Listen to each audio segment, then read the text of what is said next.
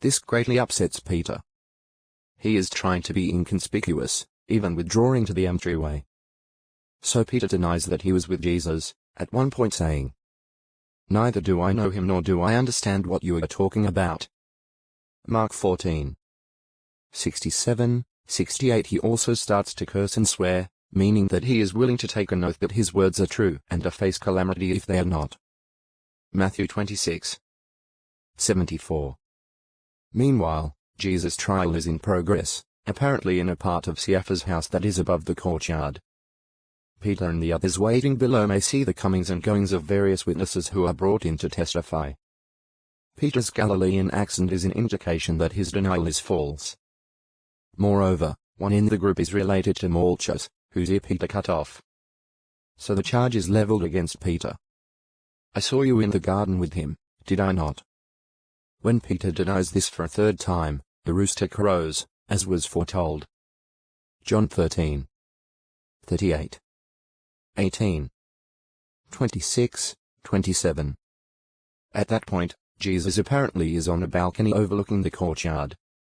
The Lord turns and looks straight at Peter, which must pierce Peter to the core. He recalls what Jesus said only a few hours earlier in the upper room. Imagine how Peter feels as the realization of what he has done crashes down on him. Peter goes outside and weeps bitterly. Luke 22. 61, 62. How could this happen? How could Peter, who was so certain of his spiritual strength and loyalty, deny his master?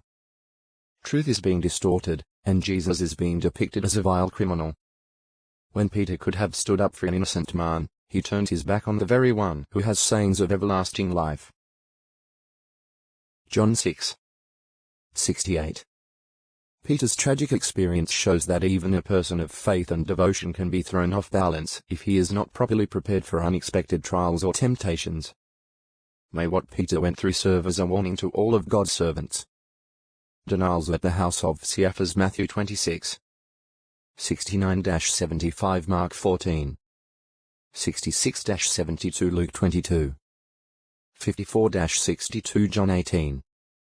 15-18. 25-27, 288. Peter denies Jesus. How do Peter and John gain entrance to the courtyard at Caiaphas' house? While Peter and John are in the courtyard, what is going on in the house? What does it mean that Peter curses and swears? Peter's experience contains what serious lesson?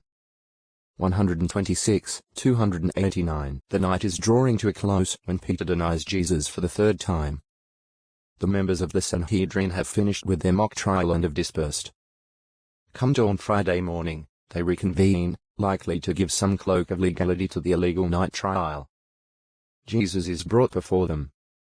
Again the court demands, "If you are the Christ, tell us." Jesus answers, "Even if I told you, you would not believe it at all. Moreover, if I questioned you, you would not answer." However, Jesus courageously indicates to them his identity as the one foretold at Daniel 7:13.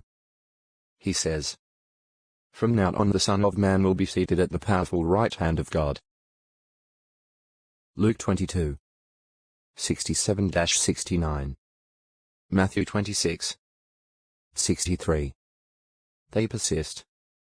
"Are you, therefore, the Son of God?" Jesus replies, "You yourselves are saying that I am." This seems to justify killing Jesus on the charge of blasphemy. Why do we need further testimony? They ask. Luke 22. 70, 71. Mark 14.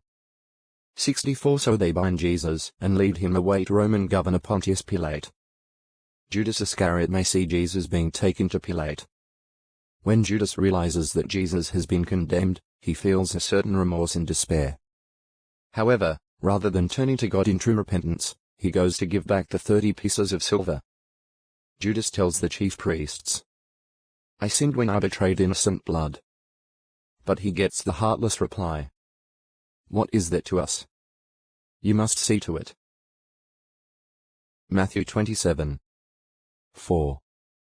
Judas throws the 30 silver pieces into the temple and then adds to his wrongs by attempting self-murder. As Judas tries to hang himself,